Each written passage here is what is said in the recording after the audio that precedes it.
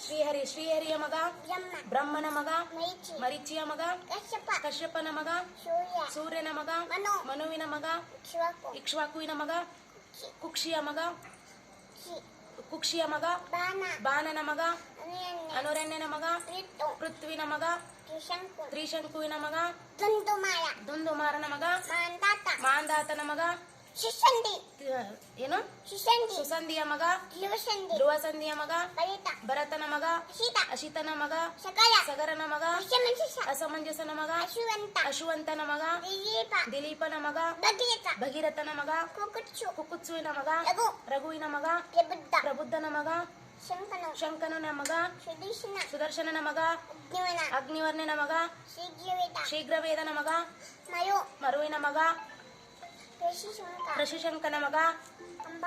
ಅಂಬರೀಷನ ಮಗ ನಹುಷನ ಮಗ